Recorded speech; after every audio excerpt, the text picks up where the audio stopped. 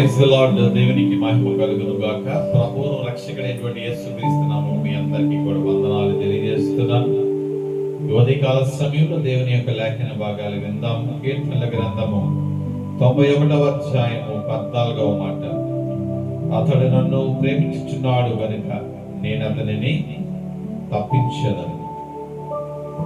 ప్రభు అంటున్నాడు ఉదయకాల సమయంలో, నేను నిన్ను ప్రేమిస్తున్నాను కాబట్టి నేను నిన్ను తప్పించడానికి సిద్ధముగా ఉన్నాను. ఆమేన్. ఏ విషయాల నుండి ప్రభు నిన్ను తప్పించాలని అనుకుంటాడంటే, ప్రమాదాల్లో నుండి ప్రభు నిన్ను తప్పిస్తున్నాడు, శోధన నుండి ప్రభు నిన్ను తప్పిస్తున్నాడు, ఇరుకు ఇబ్బందుల నుండి ప్రభు నిన్ను తప్పిస్తున్నాడు. నువ్వు దేవునికి ఇష్టడిగా మారితే చాలు, ప్రభు అన్ని అవాంతరాల నుండి నిన్ను తప్పించడానికి సిద్ధంగా ఉన్నాడు. దేవునికి మహిమ కలుగును గాక.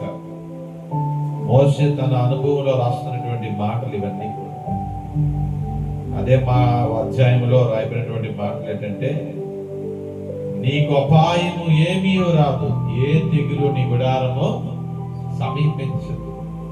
ప్రభు దూతలను ఆజ్ఞాపించి నిన్ను రక్షిస్తారని, నిన్ను విడిపిస్తారని, నిన్ను తప్పిస్తారని.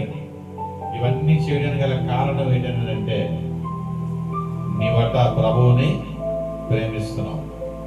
ఈ యొక్క సర్టిఫికేషన్ ఎవరిస్తున్నారంటే, ఈ సర్టిఫికేషన్ నీ గురించి నా గురించి ప్రభు ఇస్తున్నాడు. ఏమనంటే, ఆమె నన్ను ప్రేమిస్తుంది కనుక, అతడు నన్ను ప్రేమిస్తున్నాడు కనుక నేను అతనిని తప్పించదను.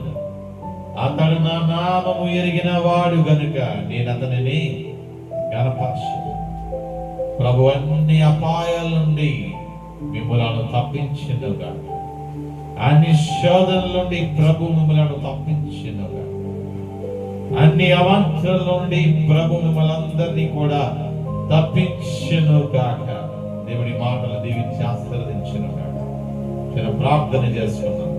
ప్రేమ నమ్మకమైన పరలోకపు తండ్రి, వందనాలు. ఉదయకాల సమయంలో మీ లేఖన భాగములు ప్రభా చాలా స్పష్టంగా మీరు మాతో మాట్లాడే విధానం బట్టి వందనాలు అయ్యా. మేము మీకు ఇష్టలుగా ఉన్నాము కనుక, మిమ్మల్ని ప్రేమిస్తుంటే మమ్మల్ని అన్ని ఆపదల నుండి, అన్ని శ్రమల నుండి తప్పిస్తానటువంటి వాగ్దానం బట్టి వందనాలు.